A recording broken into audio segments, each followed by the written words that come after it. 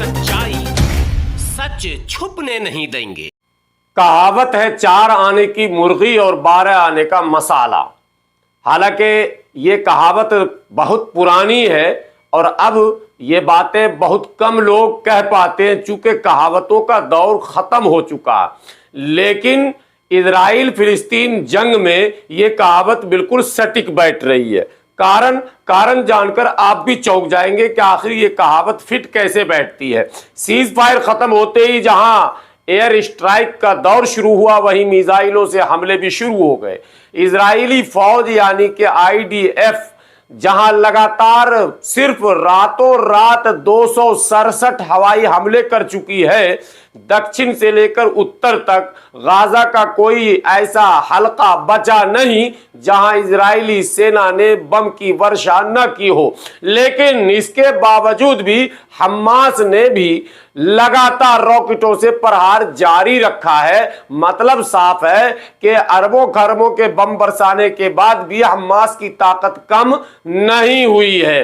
अभी कुछ घंटे पहले की यह खबर है कि हमास ने एक सांस में लगभग 40 से 50 रॉकेट तेल अवीव की तरफ दाग दिए।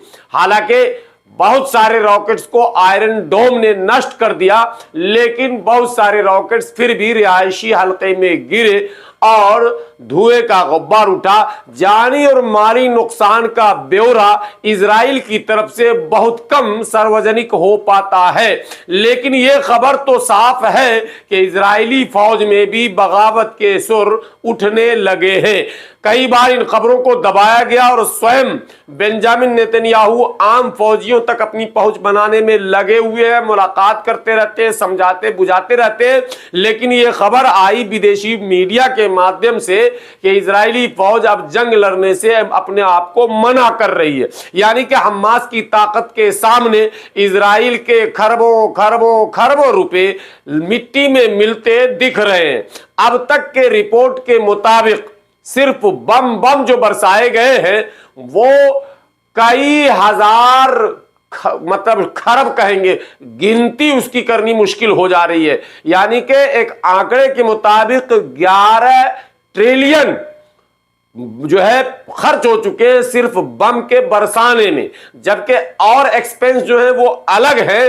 यानी कि इजराइल के हाथ में अगर ये जंग 50 दिनों और चल गए तो कटोरा के अलावा कुछ बचना मुश्किल दिख रहा। दुनिया की मदद पर इजराइल टिका हुआ, इजराइल अमेरिका बरतानिया का गुलाम बना हुआ। यानी यह भी कहा जा सकता है कि यह जंग अब इजराइल नहीं लड़ रहा है, यह जंग पर्दे के पीछे से पूरी ताकत से अमेरिका और बरतानिया लड़ रहा है। और अमेरिका और बरतानिया ने इस जंग को अपने नाक का सवाल बना लिया। यह खबर चल ही रही है कि इसी खबर के बीच यह खबर भी अब आ गई है कि दुबई के अंदर COP28 समिट हो रहा है। जी हां, अब देखिए दुनिया किस तरह से कंफ्यूज हो गई है और आवाम को किस तरह कंफ्यूज किया जा रहा। COP28 समिट हो रहा है और उस समिट में इजराइल भी शामिल हो रहा। अब साहब, ये जो जलवायु प्रदूषण को कम करने की बात हो रही है, उस पर काबू करने की बात हो रही है, तो ये जो बम बरसाए जा रहे हैं इससे जलवायु प्रदूषित होगा या कम होगा? मैं दिल्ली में हूं और दिल्ली में सिर्फ फोग के कारण, धुएं के कारण सरकार चिंता में आ जाती है और विपक्ष इसे मुद्दा बना देता। जब आप दुबई में जमा हो रहे हैं और दुनिया के कई देश जमा हो रहे हैं और मुद्दा आपका है कि जलवायु को स्वच्छ कैसे किया जाए, तो ये पहले सुनिश्चित होना चाहिए था कि ये जो लोग बमों की होड़ में लगे हैं, दुनिया जो रोज नए बम के निर्माण में लगी हुई है और जो सबसे बेहतरीन बम बनाता है वही अपने आप को सुपर पावर कहलाता है, तो ऐसे में ये मजाक नहीं तो और क्या है कि आप एक सबमिट करते हैं और उसमें आप एक क्या कहते हैं मसवदा तैयार करते हैं और सब मिलकर उस प्रस्ताव को पारित करते हैं कि भाई हम लोग सब मिलकर जलवायु जो है को स्वच्छ करेंगे। सवाल ये पैदा होता है कि वो लोग ये बात कह रहे हैं जो पूरे देश में लगातार धुआं धुआं मचाए हुए हैं।